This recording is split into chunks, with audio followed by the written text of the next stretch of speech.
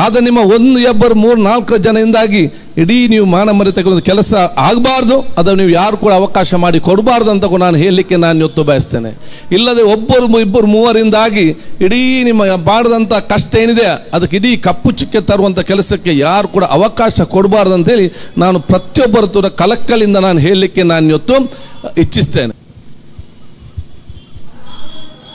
ಕರ್ನಾಟಕ ರಾಜ್ಯ SSF ವತಿಯಿಂದ ಏರ್ಪಡಿಸಲ್ಪಟ್ಟಂತಹ ರಾಜ್ಯದ ಉದ್ದಕ್ಕೂ ನಡೆಸಲ್ಪಡುವಂತಹ ಸೌಹಾರ್ದ ನಡಿಗೆಯ ಈ ಒಂದು ಅರ್ಥಪೂರ್ಣ ಸಮಾರೋಪ ಸಮಾರಂಭದ ಸಭಾ ವೇದಿಕೆಯಲ್ಲಿ ಉಪಸ್ಥಿತರಿದ್ದು ಈ ಕಾರ್ಯಕ್ರಮದ ನೇತೃತ್ವವನ್ನು ವಹಿಸಿದಂತಹ ನನ್ನ ಅತ್ಯಂತ ಆತ್ಮೀಯರು, ನನ್ನ ಸನ್ಮಿತ್ರರು, ರಾಜ್ಯ SS ಸಂಘಟನೆಯ ಅಧ್ಯಕ್ಷರಂತಹ ಬಹುಮಾನದ ಹಾಫಿಜ್ ಸುಫಾನ್ ಸಕಾಫಿರವರೇ, ಇವತ್ತಿನ ಕಾರ್ಯಕ್ರಮದಲ್ಲಿ ಉಪಸ್ಥಿತರಿದ್ದು ಈ ಕಾರ್ಯದಲ್ಲಿ ನಿಮಗೆ ಕೂಡ ತನ್ನ ದಿಕ್ಸೂಚಿ ಸಂದೇಶ ನೀಡಿದಂತಹ ನಮಗೆ ಅತ್ಯಂತ ಗೌರವಿತರು, ನಮಗೆ ಅತ್ಯಂತ ಆತ್ಮೀಯರಾಗುವಂತಹ ಪರಮಶ್ರೀ ಶ್ರೀ ಚಾರುಮೂರ್ತಿ ಶಿವರುದ್ರ ಮಹಾಸ್ವಾಮೀಜಿಗಳೇ, ಇವತ್ತಿನ ಕಾರ್ಯ ಉಪಸ್ಥಿತರಿದ್ದು ನಿಮಗೆಲ್ಲರಿಗೂ ಕೂಡ ತನ್ನ ದಿಕ್ಸೂಚಿ ಸಂದೇಶ ನೀಡಿದಂತಹ ರೆವರೆಂಡ್ ಫಾದರ್ ಸಿರಿಲ್ ಮಿನೆಜಸ್ ರವರೇ, ವೇದಿಕೆ ಮೇಲೆ ಉಪಸ್ಥಿತರುವಂತಹ ನಮ್ಮ ಅತ್ಯಂತ ಆತ್ಮೀಯರು ಗೌರವಿತರು ಬಹುಮಾನ್ಯರಾಗಿರುವಂತಹ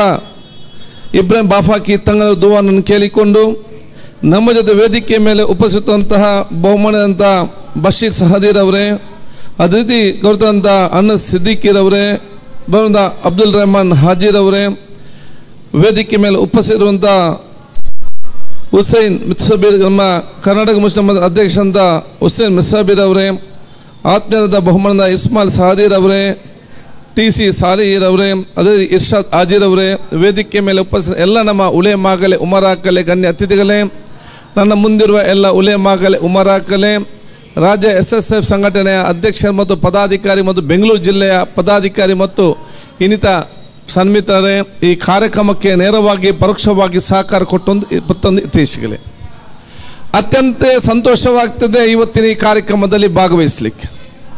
ನಾನು ಪ್ರಪ್ರಥಮವಾಗಿ ಕರ್ನಾಟಕ ರಾಜ್ಯದ SSF ಸಂಘಟನೆಯ ಅಧ್ಯಕ್ಷರನ್ನು ಮತ್ತು ಸರ್ವ ಸದಸ್ಯರನ್ನು ಈ ಕಾರ್ಯಕ್ರಮವನ್ನು ಯಶಸ್ವಿಗೊಳಿಸಲಿಕ್ಕೆ ಶ್ರಮಪಟ್ಟಂಥ ಪ್ರತಿಯೊಂದು ಕಾರ್ಯಕರ್ತ ಮಿತ್ರರನ್ನು ಮತ್ತು ಇದಕ್ಕೆ ಸಹಕಾರ ಕೊಟ್ಟಂತಹ ಪ್ರತಿಯೊಂದು ಅಧಿಕಾರಿ ಮತ್ತು ಸನ್ಮಿತ್ರರನ್ನು ಎಲ್ಲರನ್ನು ಕೂಡ ಇಡೀ ಕರ್ನಾಟಕ ರಾಜ್ಯದ ಸರ್ವ ಜನತೆಯ ಪರವಾಗಿ ನನ್ನ ಅಭಿನಂದನೆ ಶುಭಾಶಯ ಸಲ್ಲಿಸಲಿಕ್ಕೆ ನಾನು ಇವತ್ತು ಬಯಸ್ತೇನೆ.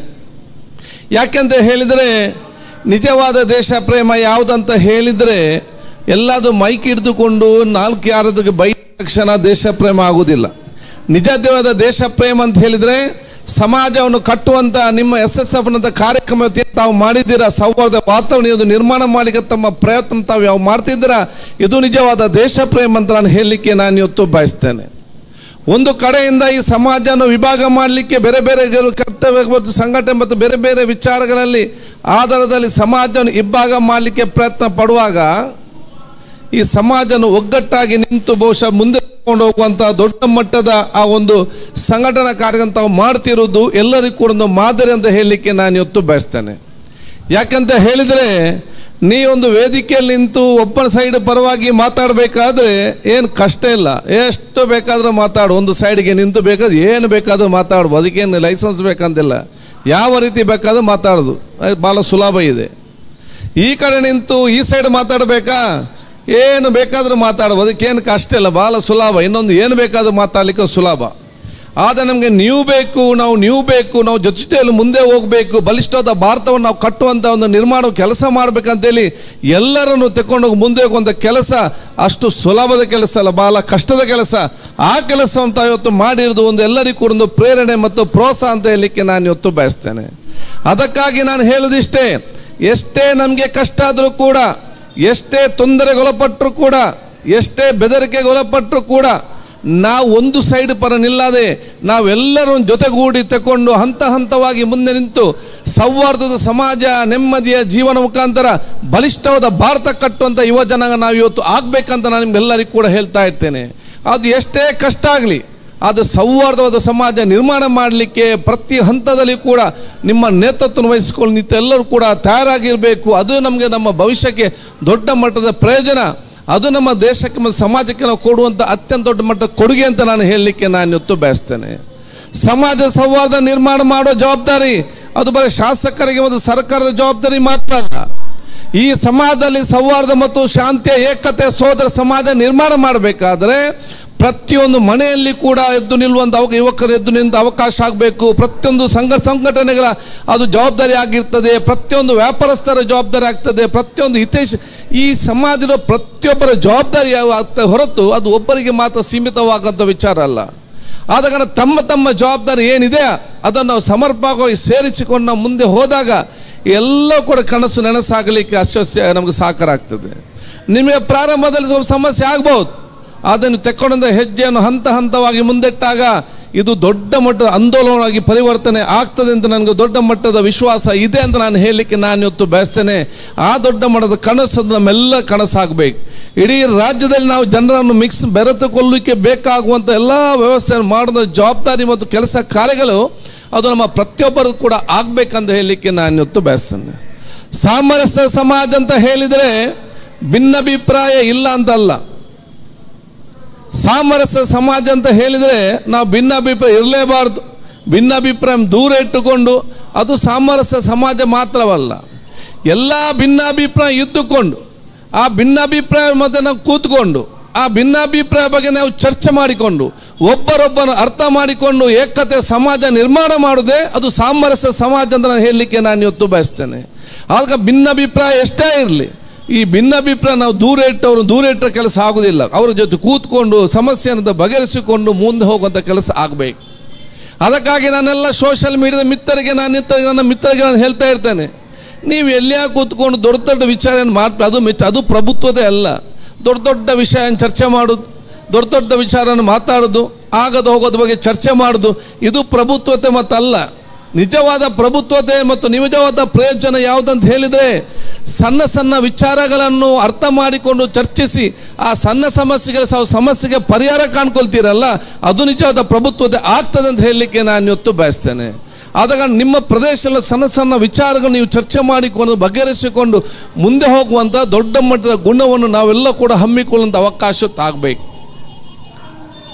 ಧಾರ್ಮಿಕ ನಂಬಿಕೆ ಅದು ನಮ್ಮ ದೌರ್ಬಲ್ಯ ಅಲ್ಲ. ಧಾರ್ಮಿಕ ನಂಬಿಕೆ ಅದು ನಮ್ಮ ದೊಡ್ಡ ಮಟ್ಟದ ಶಕ್ತಿ.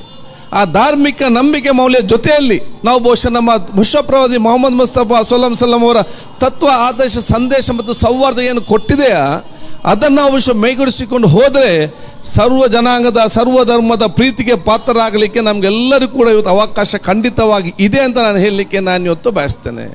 ಆ ಒಂದು ದೊಡ್ಡ ಮಟ್ಟದ ವ್ಯಕ್ತಿತ್ವ ಅದು ನಮ್ಮ ಪ್ರತಿಯೊಬ್ಬರು ಕೂಡ ವ್ಯಕ್ತಿತ್ವ ಆಗಬೇಕಂತ ನಾನೆಲ್ಲ ವಿದ್ಯಾರ್ಥಿ ಸಮುದಾಯಕ್ಕೆ ಮತ್ತು ಯುವ ಜನಾಂಗಕ್ಕೆ ನಾನು ಕೇಳಲಿಕ್ಕೆ ನಾನು ಇವತ್ತು ಬಯಸುವಂಥದ್ದು. ಅದಕ್ಕಾಗಿ ನಾನೆಲ್ಲ ಮಾತೊಂದು ಎಲ್ಲ ಕಡೆ ಹೇಳ್ತಾ ಇರ್ತೇನೆ, ಧರ್ಮ ಅದು ಯಾರಿಗೂ ಕೂಡ ನೋವು, ಒಬ್ಬನ ಮನಸ್ಸಿಗೆ ನೋವು ಮತ್ತು ಒಬ್ಬರ ದೇಹಕ್ಕೆ ಗಾಯ ಮಾಡುವಂಥ ಕತ್ತಿ ಆಗಬಾರ್ದು. ಯಾವುದೇ ಧರ್ಮವು ಕೂಡ ಒಬ್ಬನ ಮನಸ್ಸಿಗೆ ಮತ್ತು ಒಬ್ಬನ ದೇಹಕ್ಕೆ ಗಾಯ ಮಾಡುವಂಥ ಕತ್ತಿ ಆಗಬಾರ್ದು. ಪ್ರತಿಯೊಂದು ಧರ್ಮವು ಕೂಡ ಇನ್ನೊಬ್ಬರ ಮನಸ್ಸಿನ ನೋವು ಮತ್ತು ಇನ್ನೊಬ್ಬರ ದೇಹದ ಗಾಯವನ್ನು ಶಮನ ಮಾಡುವಂಥ ದೊಡ್ಡ ಮಟ್ಟದ ಔಷಧ ಮತ್ತು ಮುಲಾಮ್ ಆಗಬೇಕಂತ ನಾನು ಹೇಳಲಿಕ್ಕೆ ನಾನು ಇವತ್ತು ಬಯಸ್ತೇನೆ. ಅದು ನಮ್ಮ ಧರ್ಮ ಇವತ್ತಾಗಿ ನಿಲ್ಲುವಂಥ ವಿಚಾರ ಇವತ್ತು ಆಗಬೇಕಾಗ್ತದೆ. ಇನ್ನೊರ ನೋವನ್ನು ಮತ್ತು ಇನ್ನೊರ ವಿಚಾರ ಏನಿದೆ ನೋವನ್ನು ಕಡಿಮೆ ಮಾಡುವಂಥ ದೊಡ್ಡ ಮಟ್ಟದ ವ್ಯಕ್ತಿತ್ವ ರೂಪಿಸಿಕೊಳ್ಳುವಂಥ ವಿಚಾರ ನಮ್ಮ ಪ್ರತಿಯೊಬ್ಬರಿಂದ ಆಗಬೇಕು. ಆ ಎಲ್ಲ ಸಂದೇಶ ಇಟ್ಟುಕೊಂಡೇ ಬಹುಶಃ ತಾವು ಇವತ್ತು ರಾಜ್ಯದ ಉದ್ದಕ್ಕೂ ಕೂಡ ಬರೀ ಇಲ್ಲಿ ಮಾತ್ರ ಅಲ್ಲ ಬೇರೆ ಬೇರೆ ಕಡೆಯಲ್ಲಿ ಇವತ್ತು ಅವ್ರು ಮಾಡಿದ್ದಾರೆ. ಅಷ್ಟು ಸುಲಭ ಇಲ್ಲ, ಭಾಳ ಕಷ್ಟ ಇದೆ. ಯಾಕೆಂತ ಹೇಳಿದರೆ ಇವತ್ತು ನಾನು ಕರೆದಾಗಂತ ಅತ್ಯುತ್ತಮವಾದ ಕಾರ್ಯಕ್ರಮ ನಾನು ಬರ್ತೇನೆ ಅಂತ ಹೇಳಿದೆ. ಯಾಕೆ ಅದು ಎಷ್ಟು ಜನ ಇದ್ದಾರಂತ ಮುಖ್ಯ ಅಲ್ಲ, ಅದರ ಸಂದೇಶ ಏನಿದೆ ಅಂತ ಇವತ್ತು ಭಾಳಷ್ಟು ಮುಖ್ಯವಾಗುವಂಥ ವಿಚಾರ ಇವತ್ತಾಗಿದೆ. ಆಗ ನೀವು ಕೊಡುವಂಥ ದೊಡ್ಡ ಮಟ್ಟ ಇವತ್ತು ಸೇರಿದಂಥ ನಿಮ್ಮ ಸಮಯವನ್ನು ಮೀಸಲಿಟ್ಟು ಬಂದಿದ್ದೀರಿ, ನಿಮ್ಮ ಕೆಲಸವನ್ನು ಮೀಸಲಿಟ್ಟು ಬಂದಿದ್ದೀರಿ, ನಿಮ್ಮ ಬೇರೆ ಬೇರೆ ಹೋಗುವಂಥ ವಿಚಾರ ಅದನ್ನೆಲ್ಲ ಬದಿಗಿಟ್ಟು ಬಂದು ಈ ಕಾರ್ಯಕ್ರಮಕ್ಕೆ ಬಂದು ಸೀಮಿತವಾಗಿ ಕೊಟ್ಟು ಇದು ಬಹುಶಃ ನೀವು ದೊಡ್ಡ ಮಟ್ಟದ ಸಂದೇಶವನ್ನು ರಾಜ್ಯ ಮತ್ತು ದೇಶಕ್ಕೆ ಕೊಡುವಂತಹ ಮತ್ತು SSF ಸಂಘಟನೆಯ ಒಂದು ದೊಡ್ಡ ಮಟ್ಟದ ಗೌರವವನ್ನು ಸರ್ವರ ಮಧ್ಯೆ ಪಡ್ಕೊಳ್ಳುವಂಥ ದೊಡ್ಡ ಮಟ್ಟದ ತಾವು ಕೊಡುಗೆ ತಾವಿತ್ತು ಕೊಟ್ಟಿದ್ದೀರಿ ಅಂತ ಹೇಳಲಿಕ್ಕೆ ಬಯಸ್ತೇನೆ. ಬನ್ನಿ ಫಾದರು, ಎಲ್ಲರ ಪರವಾಗಿ ನಮಗದು ಗುರುಗಳನ್ನು ನಾನೇ ಬಹುಶಃ ನಿಮಗೆ ಸ್ವಾಗತಿಸ್ತೇನೆ. ನಾನು ಯಾವಾಗಲೂ ನನ್ನ ಸನ್ಮಿತರಿಗೆ ಹೇಳ್ತಾ ಇರ್ತೇನೆ, ನಾವು ಒಂದು ಹೆಜ್ಜೆ ಮುಂದೆ ಇಟ್ಟರೆ ಎಲ್ಲರಿಗೂ ನಮ್ಮ 10 ಹೆಜ್ಜೆ ಬರುವಂಥ ಅವಕಾಶ ಇರ್ತದೆ.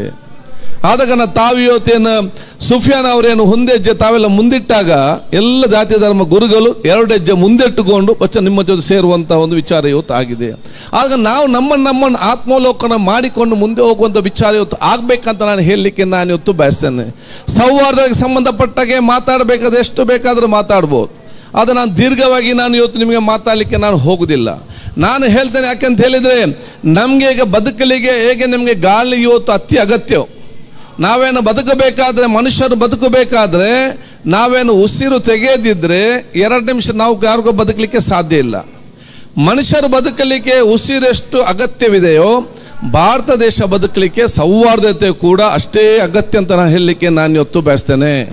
ಸೌಹಾರ್ದತೆ ಇಲ್ಲದೆ ಭಾರತ ದೇಶ ಬದುಕಲಿಕ್ಕೆ ಸಾಧ್ಯವಿಲ್ಲ ಅಂತ ಬಹಳ ಸ್ಪಷ್ಟವಾದ ಸಂದೇಶವನ್ನು ನಾವು ತಳಮಟ್ಟಕ್ಕೆ ತಿಳಿಸುವಂಥ ದೊಡ್ಡ ಮಟ್ಟದ ಜವಾಬ್ದಾರಿ ಕೆಲಸ ಬಹುಶಃ ಈ ಕೆಲಸವೇ ಅದು ಇವತ್ತು ಆಗಿದೆ ಅಂತ ನಾನು ಹೇಳಲಿಕ್ಕೆ ನಾನು ಇವತ್ತು ಬಯಸುವಂಥದ್ದು.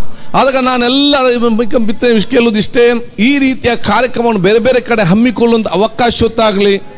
ನಾನು ಕೂಡ ಸರ್ಕಾರದ ಮಾತಾಡಿದೆ, ಅಧಿಕೃತವಾಗಿ ಬಂಧುತ್ವ ಅಂತ ಕಾರ್ಯಕ್ರಮವನ್ನು ನಾವು ಇಡೀ ರಾಜ್ಯದಲ್ಲಿ ಸರ್ಕಾರದ ಮುಖಾಂತರ ಪ್ರತಿಯೊಂದು ಜಿಲ್ಲೆಯಲ್ಲಿ ಕೂಡ ನಾವು ಇವತ್ತು ಸರ್ಕಾರದ ಮುಖಾಂತರ ಎಲ್ಲ ಧಾರ್ಮಿಕ ಮುಖಂಡರು ಸೇರಿಸಿಕೊಂಡು ಅತ್ಯುತ್ತಮವಾದ ಸಂದೇಶವನ್ನು ಕೊಡುವಂಥ ದೊಡ್ಡ ಮಟ್ಟದ ಆ ಒಂದು ಯೋಚನೆ ಹಮ್ಮಿಕೊಳ್ಳುವಂತಹ ಒಂದು ಸೂಚನೆ ಮೂಡ ಸಲಹೆ ಕೂಡ ನಾನು ಇವತ್ತು ಕೊಟ್ಟಿದ್ದೇನೆ.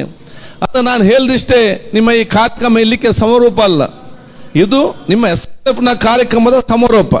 ಆದರೆ ಎಲ್ಲವನ್ನು ಸೇರಿಸಿಕೊಂಡು ದೊಡ್ಡ ಮಟ್ಟದ ಕಾರ್ಯಕ್ರಮ ಮಾಡುವಂಥ ಪ್ರಾರಂಭೋತ್ಸವದಂತ ಪ್ರೇರಣೆ ಕೊಡುವಂಥ ಕಾರ್ಯಕ್ರಮ ಅಂತ ಬಹುಶಃ ನಾನು ಹೇಳಲಿಕ್ಕೆ ನಾನು ಬಯಸಿ, ಇದೆಲ್ಲ ತಾವು ನೇತೃತ್ವ ವಹಿಸ್ಕೊಳ್ಬೇಕು. ನಾನು ಕೂಡ ಮುಂದೆ ನಿಂತು ಎಲ್ಲ ರೀತಿಯ ಸಹಕಾರ ಬೇಕಾ ನಾನು ಮುಂದೆ ಕೊಡೋ ಸಹಕಾರ ಖಂಡಿತವಾಗಿಯೂ ನಾವು ಕೂಡ ಕೊಡ್ತೇವೆ ಅಂತ ನಾನು ಹೇಳಲಿಕ್ಕೆ ನಾನು ಇವತ್ತು ಬಯಸ್ತೇನೆ.